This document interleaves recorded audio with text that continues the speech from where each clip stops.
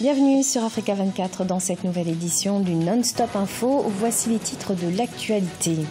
Au Sénégal, le projet de loi sur le parrainage électoral fait toujours polémique. Pouvoir et opposition peinent à s'accorder sur les modifications du code électoral. Une médiation a donc été entamée afin de trouver une sortie de crise. À suivre également la date des élections législatives fixée au 18 novembre 2018 en Guinée-Bissau. Des élections cruciales pour la légitimation du pouvoir dont le plus grand défi sera de rassembler la classe politique. Et puis 1 000 milliards de shillings, c'est le montant des transactions mobiles enregistrées entre octobre et décembre 2017 au Kenya. Une hausse de 64% par rapport à la période précédente qui est due à la fiabilité des transactions.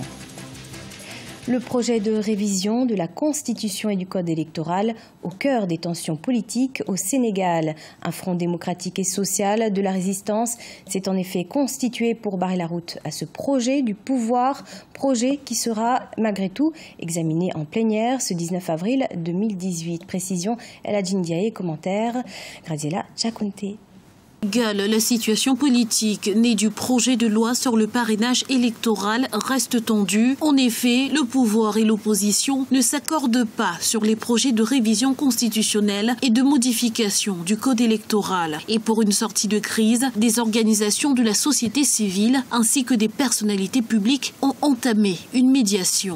Nous avons été reçus en audience par le président de la République, le président Macky Sall, après avoir rencontré aussi le camp de l'opposition et discuté sur la proposition de réforme du code électoral qui est proposée. Et nous avons constaté donc que pendant que nous étions en train de finaliser les différentes rencontres ici et là pour aller vers cette table ronde, la commission des lois se réunissait hier lundi et continue donc le processus. Ça nous a un peu quand même surpris, il faut le dire, parce que nous avions pensé que l'appel de la suspension momentanée pour s'asseoir allait être entendu, mais ce n'est pas le cas et les choses semblent prendre cours. Nous avons craint maintenant que l'affrontement que nous évitions se produise et que cet affrontement aussi donc puisse jalonner tout le processus électoral vers l'année 2019 qui va être une élection importante au Sénégal. C'est ce 19 avril 2018 que le projet de loi sur le parrainage pour tous et la modification de l'article L57 du code électoral sera examiné en plénière à l'Assemblée nationale. Et du côté de l'opposition, on estime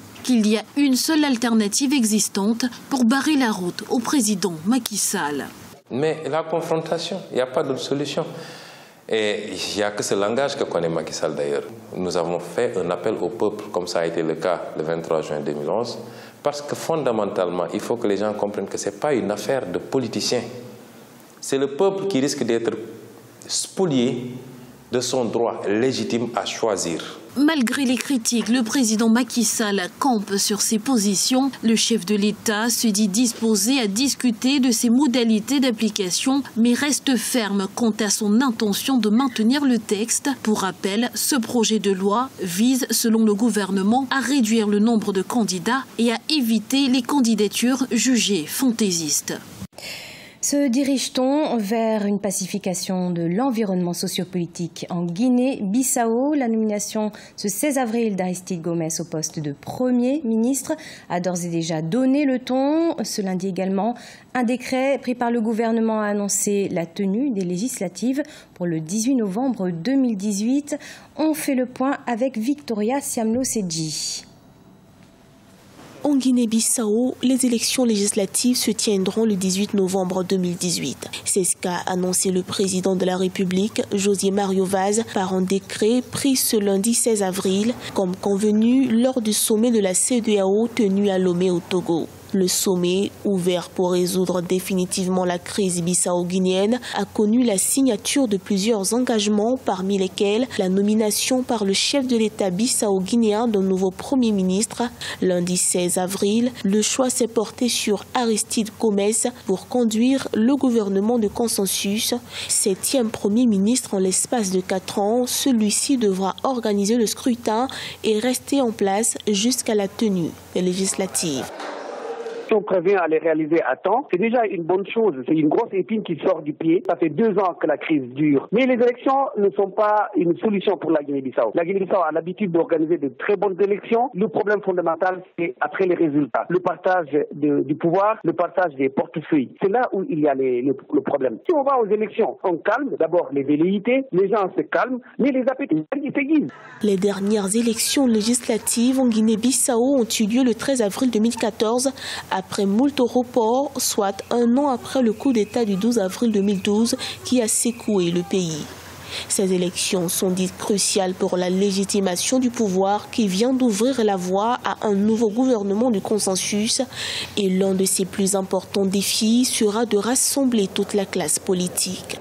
La paix, oui, mais la stabilité dépend des acteurs politiques eux-mêmes. Puisque le problème qui se pose dans ce pays-là est que nous sommes à 2 longueurs différentes. Le Parti africain pour l'indépendance, la Guinée-Bissau, je l'ai toujours dit, c'est un parti historique et qui jusqu'à présent a des problèmes internes, des problèmes de génération entre les vétérans de la guerre d'indépendance, mais la nouvelle génération qui aujourd'hui pense qu'elle est assez mûre pour diriger le pays. Autre engagement pris lors du sommet de la CEDEAO, l'ouverture du Parlement bissau-guinéen le 19 avril 2018 par l'ensemble des acteurs politiques afin de statuer sur des points cruciaux devant favoriser le retour à l'ordre constitutionnel et la mise en place des institutions républicaines. Il est prévu à cet effet la nomination d'un nouveau président de la Commission électorale nationale et la prorogation de la législature actuelle prévue s'achever le 23 avril 2018. Miser sur le développement dans la région du Sinaï, un objectif du gouvernement afin de lutter contre le terrorisme. Cette région est en effet en proie à de nombreuses attaques depuis quelques années. 275 milliards de livres égyptiennes vont donc y être investis par le pays. Les explications de Sharon Kamara.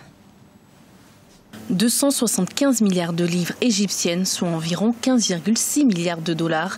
C'est la somme qu'a débloqué le gouvernement égyptien dans le cadre du projet de développement de la péninsule du Sinaï pour les 4 années prochaines. Ce projet vise également à lutter contre le terrorisme. Les efforts de lutte contre le terrorisme ne porteront leurs fruits que s'ils sont accompagnés d'un développement global. En conséquence, un programme national a été lancé pour développer le Sinaï avec un financement initial de 275 milliards de livres égyptiennes sur 4 ans. Cette annonce du gouvernement intervient après une nouvelle attaque terroriste contre une base militaire au centre du Sinaï qui a fait 8 victimes parmi les soldats égyptiens ainsi que 15 blessés. Depuis la destitution de l'ancien président islamiste Mohamed Morsi en juillet 2013, les attaques terroristes dans la zone sont de plus en plus nombreuses. En novembre dernier, c'est la mosquée de la ville d'Arish dans le nord Sinaï qui a été attaqué, causant la mort de plus de 300 musulmans et une centaine de blessés. Le terrorisme se nourrit de toutes les frustrations et les inégalités qui marquent un certain nombre de pays. Le Sinaï est une région extrêmement à l'écart de développement de l'Égypte notamment, et je pense que cette région a besoin de cette action, je dirais, pharaonique. Réélu en mars 2018, le président égyptien Abdel Fattah al-Sisi a ordonné aux forces armées d'éradiquer le terrorisme dans le Sinaï dans un délai de 3 mois. Le déblocage des 15 milliards de dollars s'ajoute au fonds de 10 milliards de dollars mis à disposition par l'Arabie saoudite, toujours en faveur de la péninsule du Sinaï. Le Kenya, pionnier du commerce mobile en Afrique, a franchi la barre des 1000 milliards de shillings de transactions mobiles entre octobre et décembre 2017. Des chiffres issus d'un rapport de la Communication Authority of Kenya. Plusieurs facteurs expliquent cette augmentation, entre autres la rapidité et la fiabilité des opérations. Adidjatou Padawi.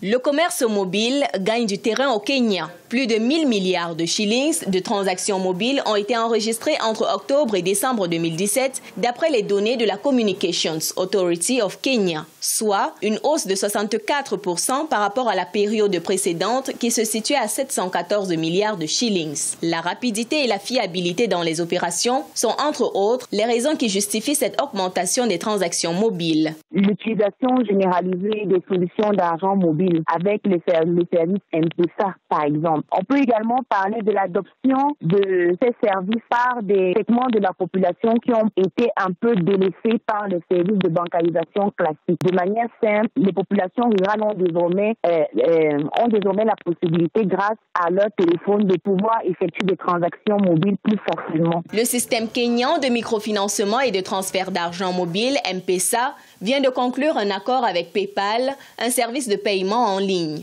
L'objectif de cet accord est de booster le secteur du commerce électronique et de démocratiser les services financiers. Nous sommes ravis d'apporter le portefeuille mobile M-Pesa et les services conjoints PayPal au marché kényan, ce qui rendrait pratique et fiable les transactions mobiles. À travers le retrait et les dépôts d'argent, les Kenyans participent à l'essor de l'économie numérique mondiale. Le rapport de la Communications Authority of Kenya renseigne sur une augmentation du volume des transactions qui contraste avec la baisse du nombre de transactions sur la période d'octobre à décembre 2017, passant ainsi de 352 millions à 308 millions actuellement. Au Kenya, malgré la présence des plateformes comme Airtel Money, Lipa Sasa et Maiduka, le marché des transactions mobiles est partagé en grande partie par M-Pesa de l'opérateur Safaricom et Equatel du groupe bancaire Equity, qui compte respectivement 18 millions d'abonnés et 2 millions d'adhérents. C'est la fin de ce journal. Merci de votre fidélité. Dans un instant, une nouvelle édition de l'information sur Africa 24.